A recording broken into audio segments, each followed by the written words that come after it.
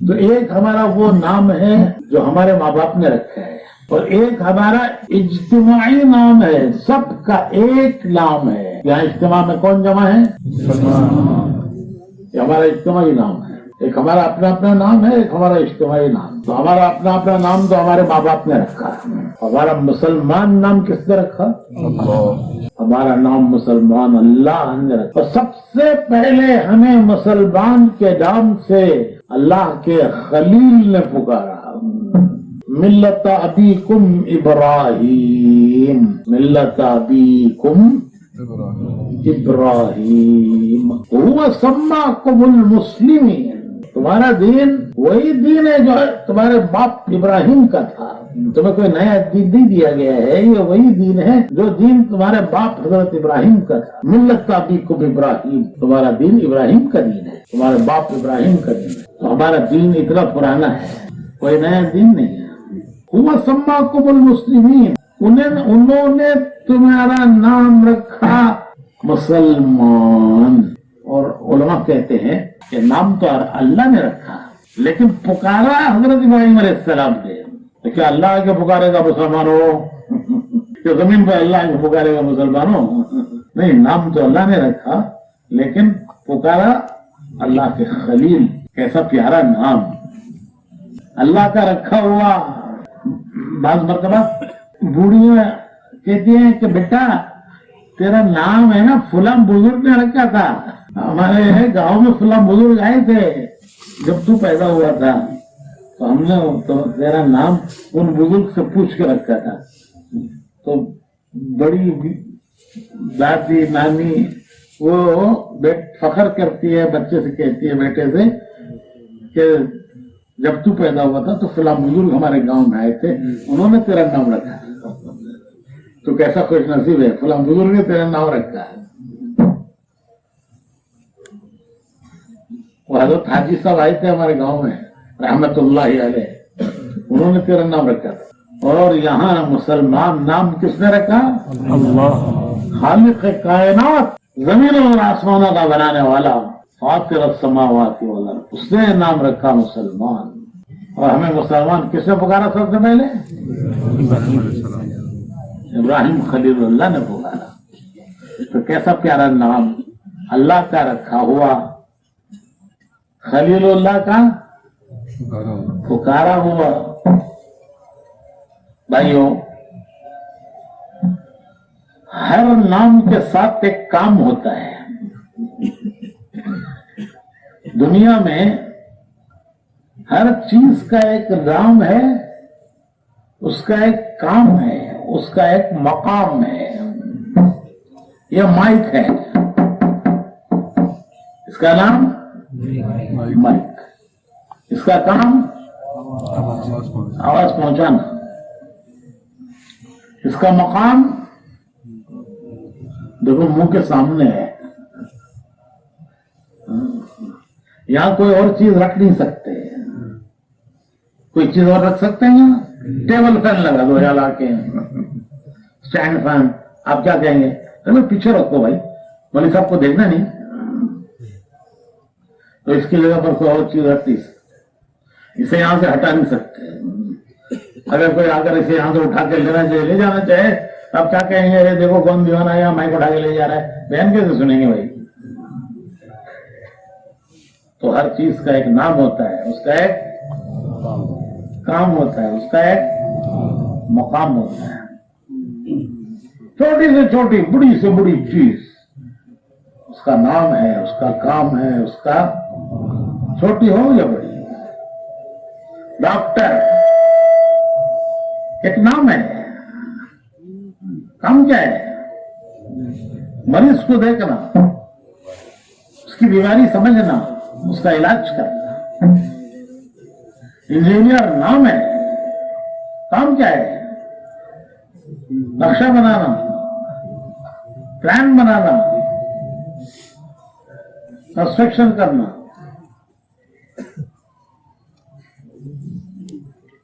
Lawyer ایک نام ہے، کام کیا ہے؟ کورٹ میں جانا، کیس لڑنا۔ धोबी एक नाम है, काम क्या है? हज्जाम, हज्जाम है तो हंस रहे बात काटना। तो हर एक का एक नाम है, उसका एक नाम है, उसका एक मकाम है। छोटी से छोटी चीज है या बड़ी से बड़ी। तो भाइयों नाम तो हमारा बहुत प्यारा है, बहुत बड़ा है। काम क्या है हमारा? कभी हमने सोचा ही नहीं कि हमारा काम क्या है।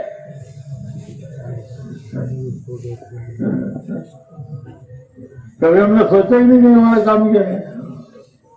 अरे हर चीज का नाम है, उसका काम है, उसका मकाम है। एक मुसलमान ऐसी चीज है कि जिसका नाम ही नाम है, फकत नाम ही नाम है। जो मर्जी करो, अल्लाह का दिया हुआ नाम मुसलमान कहीं जाता नहीं। जो मर्जी करो, अल्लाह ने नाम दे दिया मुसलमान, वो कहीं जाता नहीं।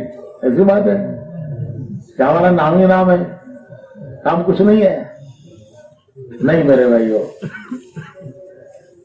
हमारा नाम बहुत प्यारा, बहुत बड़ा। और काम क्या है? काम ये है कि दुनिया में वैसे जीना जैसे जीना अल्लाह को पसंद है, अल्लाह चाहते हैं। जैसे जीने को बताया है अल्लाह ने दुनिया में, वैसे जीना। हम बंदे हैं अल्लाह के, हम बंदे हैं अल्लाह के। हमने कलमा पढ़कर अहद किया है, ला इलाहा इल्लल्लाह। ये हमने अहद किया है, अहद, कि हम अल्लाह के बंदे हैं। कैसे जिएंगे? जैसे अल्लाह चाहता है।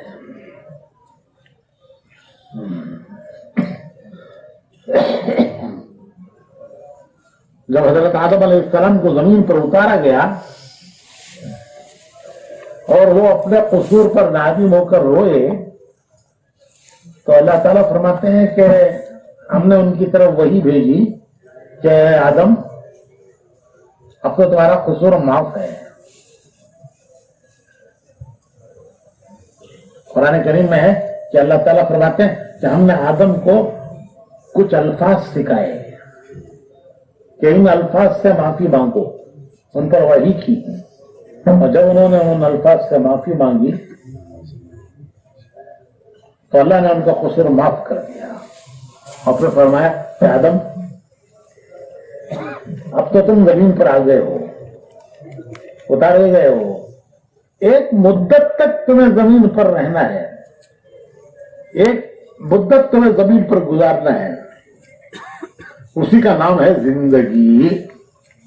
जो हमें जमीन पर गुजारना है एक मुद्दत, उसी का नाम जिंदगी है।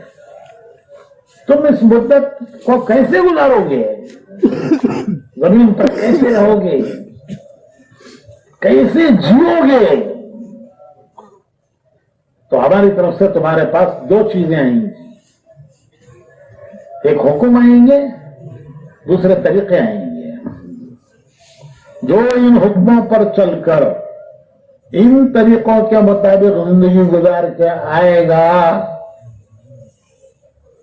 तो हम तुम्हें भी जन्नत में दाखिल करेंगे, तुम्हारे साथ तुम्हारी उस औलाद को जो तुम्हारे रास्ते पर चलकर आएगा। तो तुम्हारी औलाद है जो तुम्हारे रास्ते पर चलकर आएगा, उसे भी हम जन्नत में दाखिल करेंगे।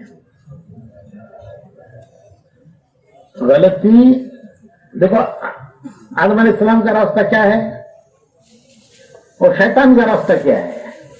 एक है शैतानी रास्ता, नफसानी रास्ता, शैतानी रास्ता, और एक है अल्लाह का बताया हुआ रास्ता, दीनी रास्ता। तो शैतान का रास्ता क्या है? शैतान का रास्ता ये है कि गलती आदम अलैहिस्सलाम से भी हुई, शैतान से भी हुई, दोनों से गलती हुई। اللہ نے حکم فرمایا فرشتوں کو کہ سجدہ کرو آدم کو، تو شیطان نے سجدہ نہیں کیا. یہ غلطی ہوئی کہ اللہ کا حکم نہیں مانا. اللہ نے فرمایا سجدہ کرو، شیطان نے سجدہ نہیں کیا. اور غلطی آدم علیہ السلام سے بھی ہوئی کہ اللہ نے حکم فرمایا کہ جنت کا یہ دانہ مت کھاؤ، سب کھاؤ، یہ پوری جنت تمہارے لیے ہے، اس کی نہریں تمہارے لیے، اس کے باغات تمہارے لیے، لیکن ایک دانہ اس سے پرہیز کرو. اور غلطی ہوئی آدم علیہ السلام سے کہ انہوں نے وہ دانہ کھا لیا. تو غلطی دونوں سے ہوئی. شیطان نے سجدہ نہیں کیا اور آدم علیہ السلام نے وہ دانہ کھا لیا. لیکن غلطی کے بعد دونوں کا راستہ الگ الگ ہے. غلطی کے بعد راستہ دونوں کا الگ ہے. شیطان نے غلطی مانی نہیں اور معافی مانگی نہیں.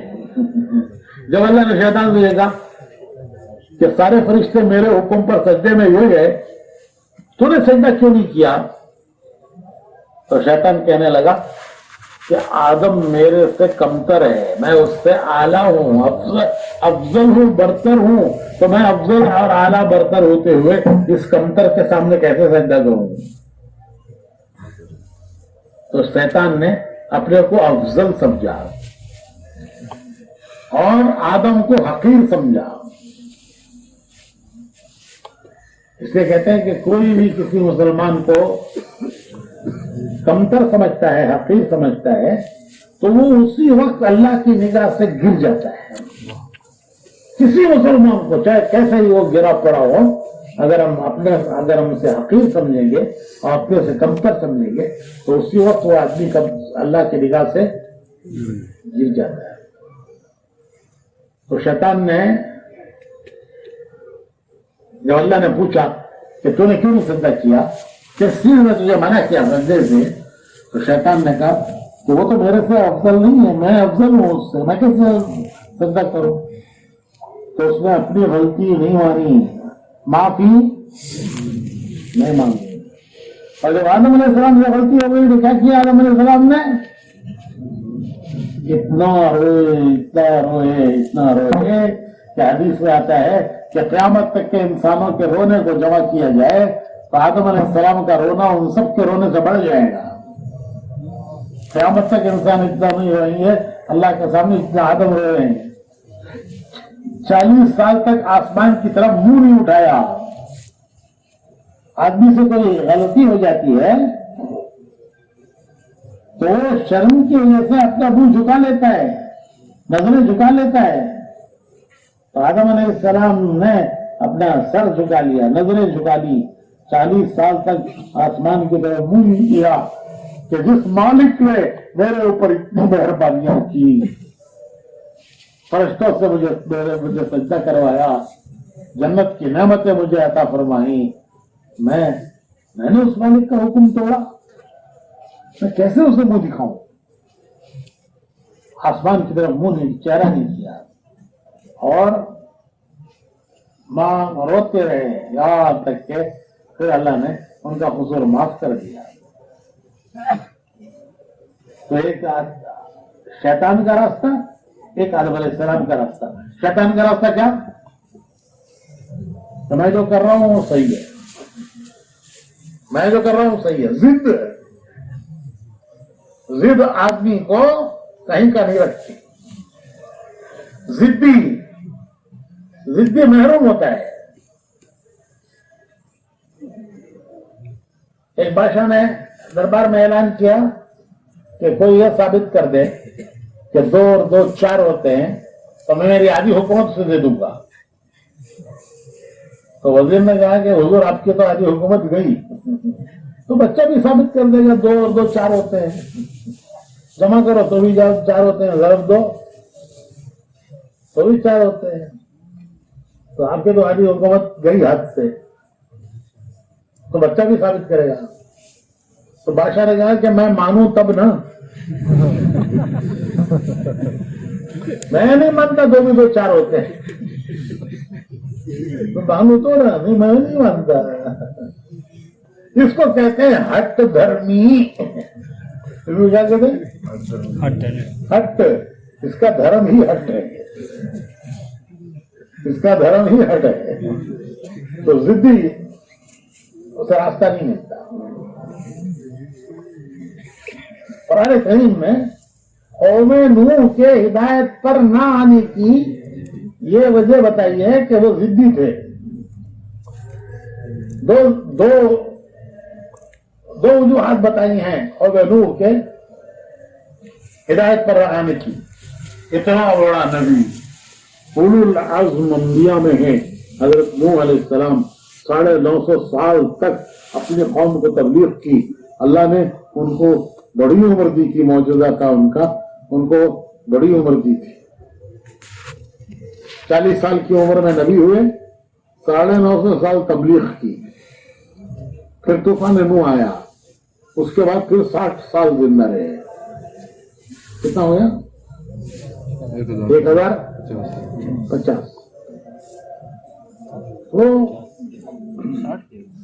ان کے سامنے جو بچے پیدا ہوئے، وہ بچے جو ان کے سامنے پیدا ہوئے، وہ بڑے ہوئے، جوان ہوئے، شادیاں ہوئی، بوڑھے ہوئے، ان کی اولادیں ہوئی. مرتے ہوئے وہ بوڑھے اپنی اولادوں کو یہ نصیحت کر کے جاتے ہیں کہ دیکھو اس بڈھے کی بات نہ ماننا. کون بڈھا؟ نوح علیہ السلام. حالانکہ وہ ان کے سامنے پیدا ہوئے تھے. پوری زندگی ان کو دیکھا لیکن ہدایت نہیں ملی.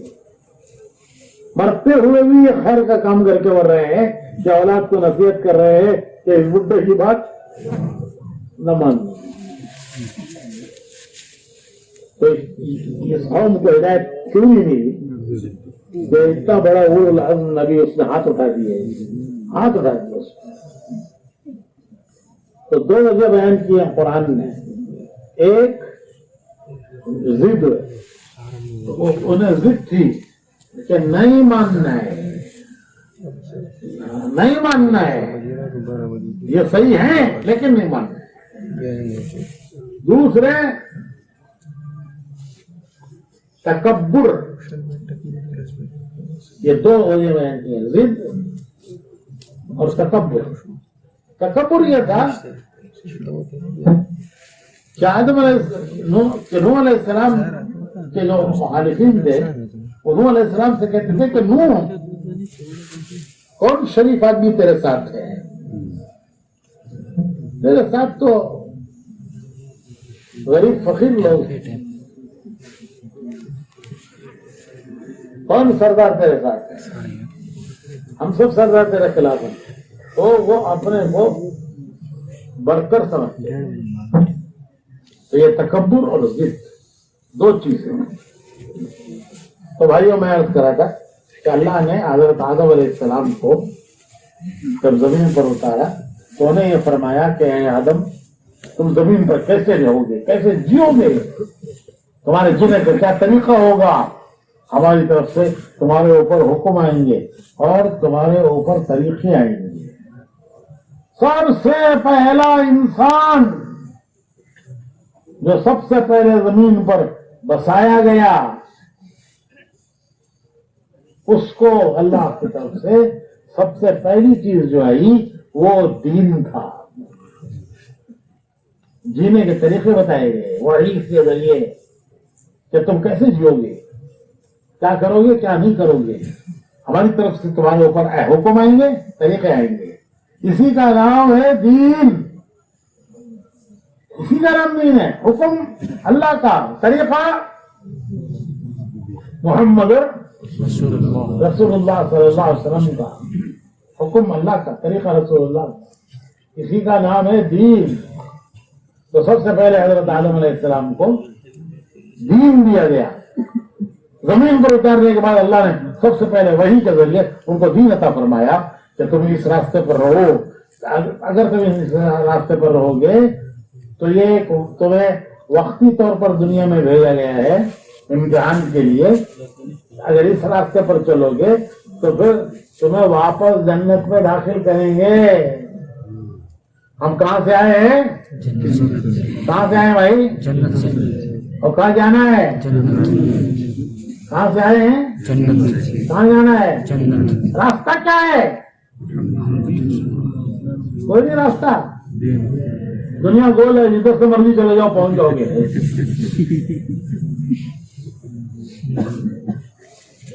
آئے ہیں جنت سے، جانا ہے جنت کو، لیکن راستہ کیا ہے؟ کہ دنیا گول ہے، جیسے چاہے جاؤ پہنچ جاؤ گے.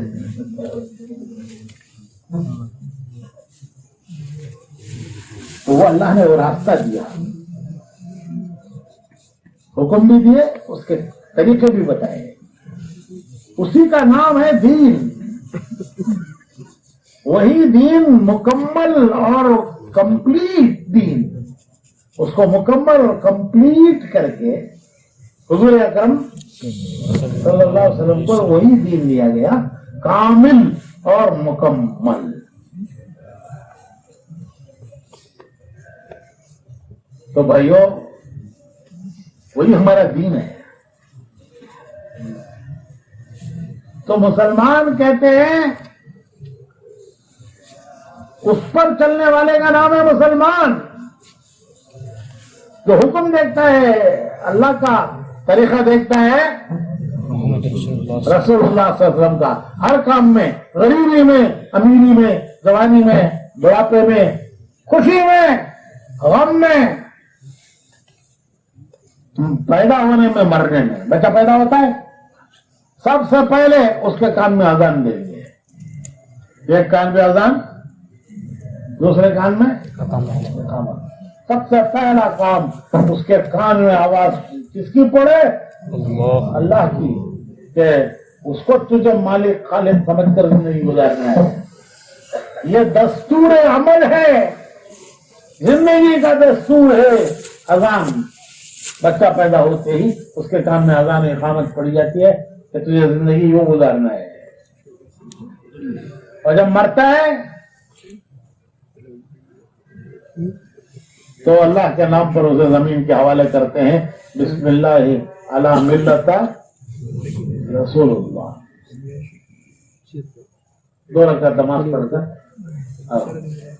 نماز جنازہ پڑھ کر اسے زمین کے حوالے کرتے ہیں. وہ خود نہیں پڑھ سکتا، ہم پڑھیں گے. تو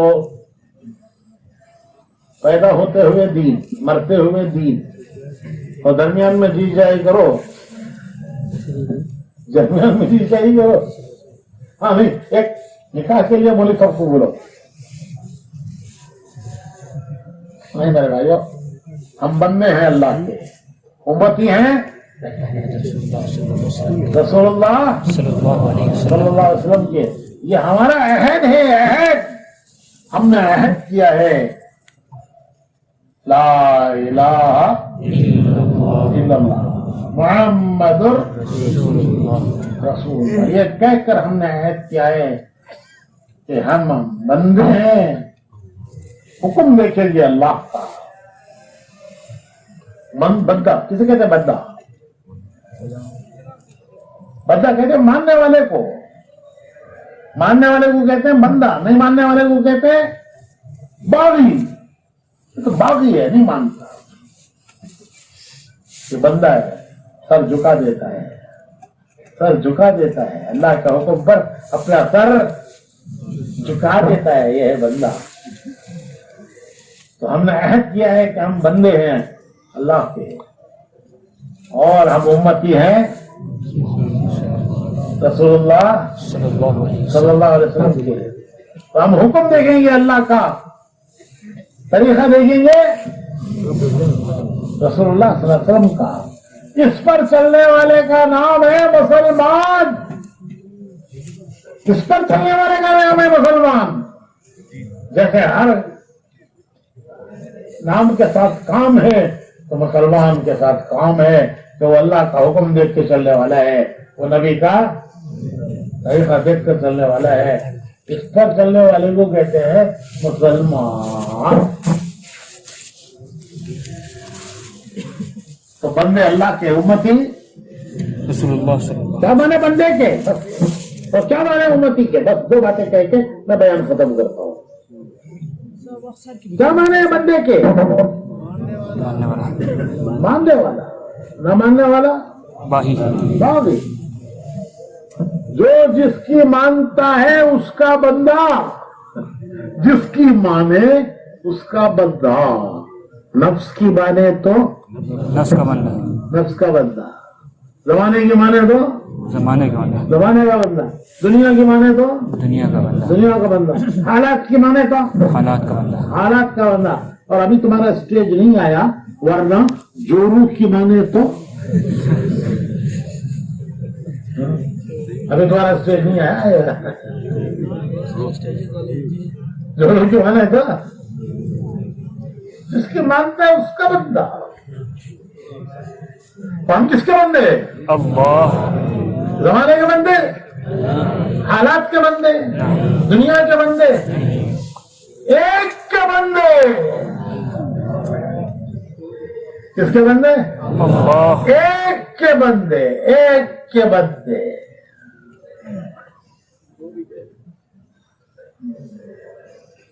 ایک کے بندے. ہم نے ایک کی بندگی کا عہد کیا ہے.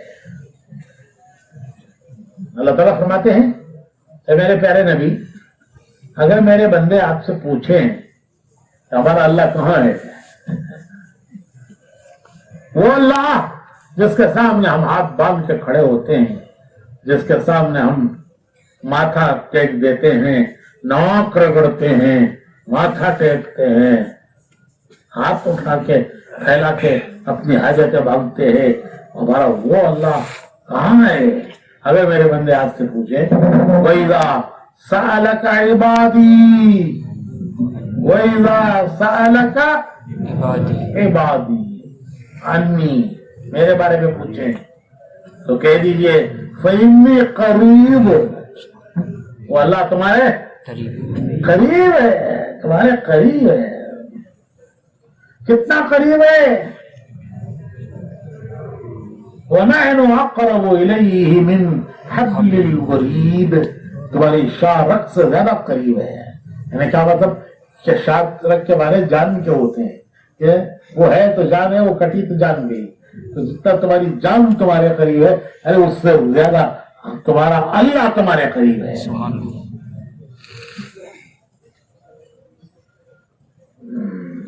میرے بندہ مجھ سے مانگو، میں تمہاری سنتا ہوں اور تمہاری ضرورت حاجت پوری کرتا ہوں، تمہاری مراد پوری کرتا ہوں. مجھ سے مانگو، میں تمہاری سنتا ہوں، تمہاری مراد پوری کرتا ہوں.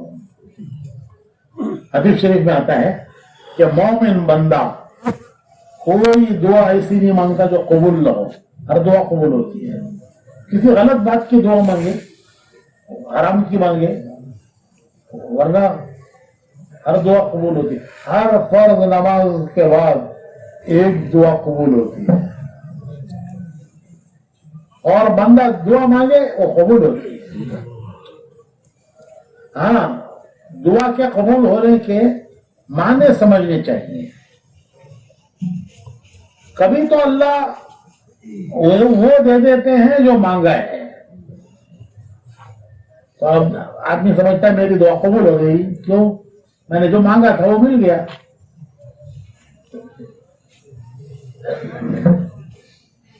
کبھی وہ نہیں دیتے کیونکہ وہ دینا اس مصلحت نہیں ہوتی، کوئی اور چیز اس کے بدل عطا کر رہے ہیں اور اسے پتہ نہیں کہ یہ میری دعا کے بدلے میں ملا ہے. اور کبھی بلا اور مصیبت کو اللہ دعا کی برکت سے ٹال دیتے ہیں. حدیث شریف میں آتا ہے کہ کوئی بلا آسمان سے نازل ہوتی ہے تو زمین کی کوئی طاقت اسے روک نہیں سکتی، مومن بندے کی دعا اسے روک دیتی ہے. آسمان سے اتری ہوئی بلاؤں کو مومن بندوں کی دعائیں لوٹا دیتی ہیں واپس. کوئی دنیا کی طاقت روک نہیں سکتی. تو کبھی وہی دیتے ہیں جو مانگا ہے، اور کبھی وہ نہیں دیتے, کوئی بدل دیتے ہیں, کیونکہ اس کا دینا حکمت کے خلاف ہوتا ہے. اور کبھی اس کے بدلے میں کوئی بلا و مصیبت کو اللہ پاک دور کر دیتے ہیں. یہ سمجھ نہیں پاتا کہ میری دعاؤں سے یہ بلائیں دور ہوئی ہیں. ایک آدمی چرواہا گائے بکریاں لے کر جنگل میں گیا چرانے کے لیے. شام کو جب واپس آنے کے لیے وہ اکٹھا کرنے لگا تو کیا دیکھتا ہے کہ گائے کو کسی نے پھاڑ دیا, مر گئی. وہ اسے بڑا دکھ ہوا, بڑا غم ہوا. کیسی اچھی گائے, کیسی اچھی بھینس, کتنا دودھ دیتی تھی, میرے سب گھر والے پیتے پھر بھی بچتا, میں بیچتا اور میرے گھر کے کام چلاتا. ایسی اچھی بھینس کو کس ظالم نے پاڑا, کس ظالم نے پاڑا. اسے بڑا دکھ ہوا اور غصے میں آ کے کہنے لگا, اللہ میاں میں تجھے قسم دیتا ہوں کہ جس نے میری بھینس کو پھاڑا ہے اسے لا کر میرے سامنے کھڑا کر. جس نے میری یہ بھینس پھاڑی اسے میرے سامنے لا کر کھڑا. تو دعا قبول ہو گئی. تھوڑی دیر میں شیر آ کے کھڑا ہو گیا. تو شیر نے پھاڑا تھا, اس کا خون بھی چلا گیا اپنا کام کر کے. ارے تو نے تو بلایا, تو نے تو اللہ کو قسم دی کہ لا کے میرے سامنے کھڑا کرو. اب کر کیا کرتا ہے, اب کر کیا کرتا ہے. پہلے اس نے گائے پھاڑی تھی, بھینس پھاڑی تھی, اب تجھے پھاڑے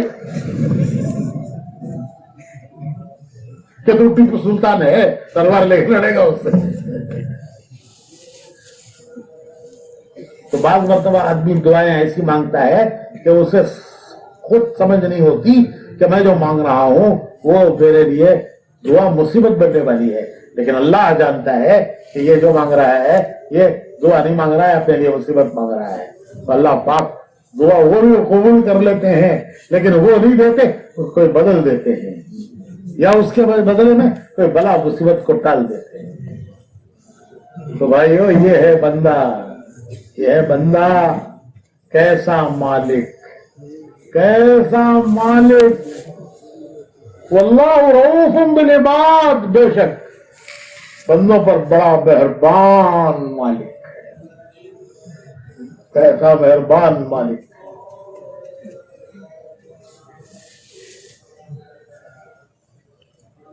تو مالک کیسا مہربان.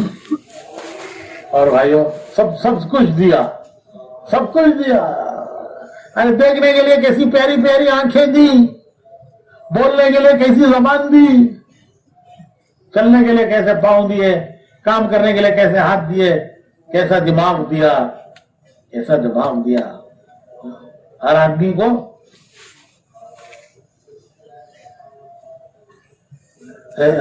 کو یہ سمجھتا ہے, ہر آدمی کہ جو میں سمجھتا ہوں وہ کوئی نہیں سمجھتا. میری عقل ہے, میری سمجھ ہے. کس نے دی, کس نے دی؟ آدھی اماں نے دی, آدھی بابا نے دی. کیسا مہربان مالک. کیا ایسی پیاری پیاری آنکھیں دی. اگر یہ آنکھیں نہ دیتے تو دنیا اندھیرا ہوتی. زبان نہ دیتے تو آدمی اپنی بات کہہ نہ پاتا. تو کیسی پیاری پیاری. میرے بھائیوں, ہمارا ایک ایک سانس یہ اللہ کی رحمت ہے, مہربانی ہے. ابھی جو کرونا آیا, کووڈ آیا, ساری دنیا کو اس نے ہلا کے رکھ دیا. اللہ تعالیٰ دکھاتے ہیں کہ دیکھو میری قدرت, میری ایک مخلوق. کرونا کس نے پیدا کیا؟ اللہ.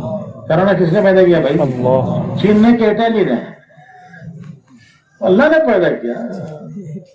ایک ایسی مخلوق جو مائکروسکوپ کے بغیر دیکھی نہ جا سکے, پتہ بھی نہ چاہے رنگ کیا ہے, اس کا ٹائپ کیا ہے, اس کا لمبا ہے. اس نے ساری بڑی بڑی دنیا کی طاقتوں کو ہلا کے رکھ دیا. دیکھ لو تمہاری اس حیثیت کیا ہے؟ تو کس پر کہہ رہا تھا؟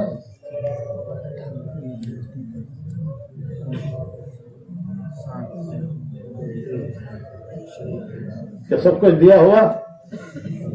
ہاں، ایک ایک سانس اللہ کی رحمت ہے۔ وہ کرونا میں کیا ہوتا ہے کچھ پتا ہے نہیں؟ سانس رک گیا اور کچھ نہیں ہوا۔ اب تو ماشاءاللہ پڑھتے ہو، طلبہ ہو، آخری منزل کرونا کی کیا ہے؟ وینٹیلیٹر۔ کیا مطلب؟ خود سے سانس نہیں لے سکتا، مشین سانس چلائے گی۔ خود نہیں لے سکتا سانس، مشین چلائے گی اس کا سانس پھیپڑے، اور پھر وہ کچھ دنوں تک دیکھیں گے کہ یہ واپس خود ریوائول ہوتا ہے نہیں ہوتا، تو کہیں گے لے جائیے بس ختم ہے۔ ایک ایک سانس میں بندہ مولا کا محتاج ہے۔ کتنا محتاج ہے میرے بھائیوں! وہ اگر سانس روک دے تو رکا ہوا سانس باہر آ نہیں سکتا۔ اب ایک ایک سانس میں اس کے محتاج ہے۔ باہر کا سانس اندر جاتا نہیں، اندر کا سانس باہر آتا نہیں۔ کیا؟ کرونا بڑا بھاری نام بتاتے ہیں، روک ڈالتے ہیں، انگریزی نام بولوں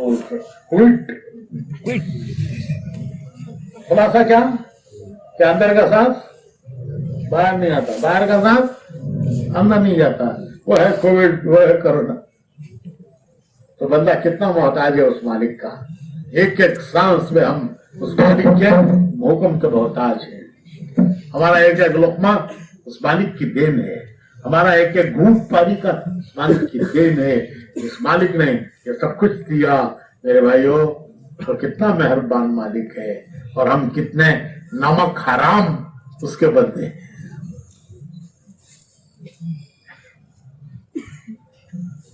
وہ ہمارا مالک ہے، ہم اس کے بندے ہیں۔ یہ ہے مسلمان کہ حکم اس کا دیکھیں گے، پھر طریقہ دیکھیں گے پیارے نبی محمد رسول اللہ صلی اللہ علیہ وسلم کا۔ خوشی میں، غم میں، صحت میں، بیماری میں، جوانی میں، بڑھاپے میں، شادی ہو تو، میت ہو، ہر حال میں پیارے نبی کا طریقہ دیکھیں گے۔ اس کا نام ہے مسلمان۔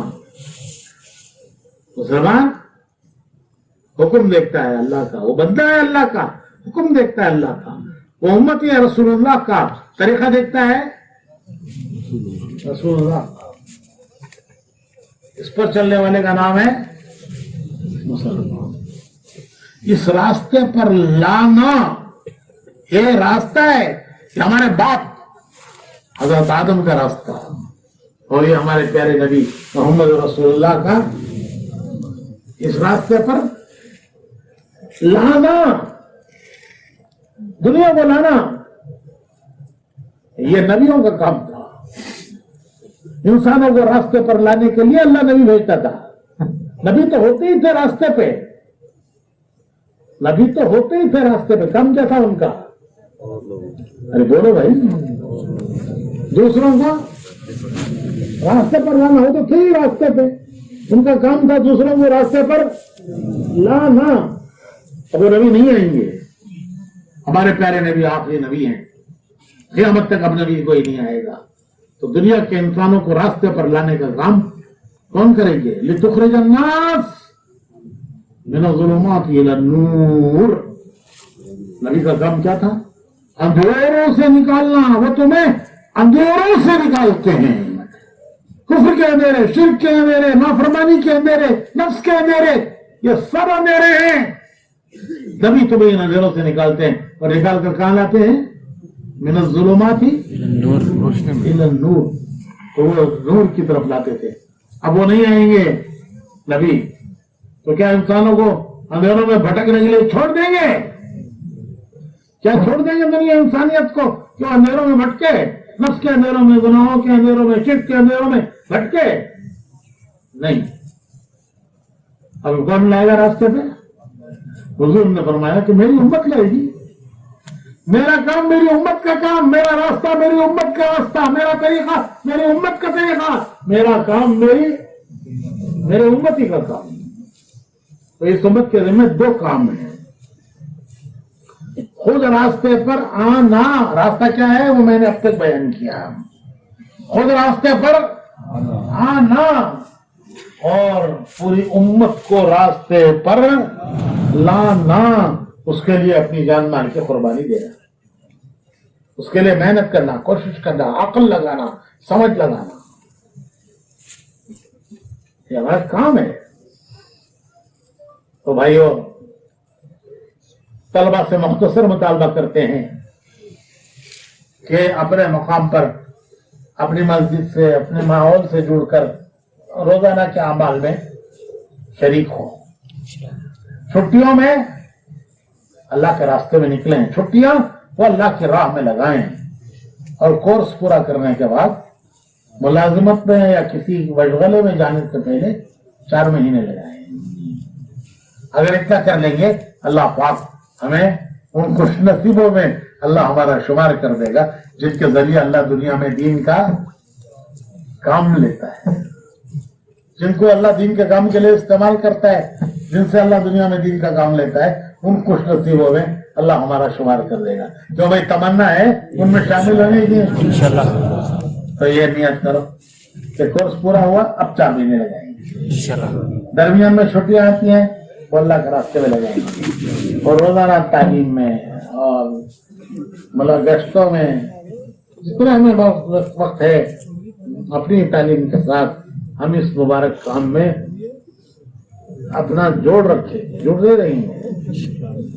پھر اللہ سے دعا مانگے کہ اللہ ہم سے، اللہ کا شکر ہے آج اللہ دنیا میں ہمارے نوجوانوں سے کام لے رہا ہے۔ کتنے وہ نوجوان جو تعلیم کے زمانے میں تبلیغ میں لگے، دنیا میں گئے مختلف کاموں پر، اللہ نے ان کو ان سے دنیا کے ملکوں میں دین کا کام لیا۔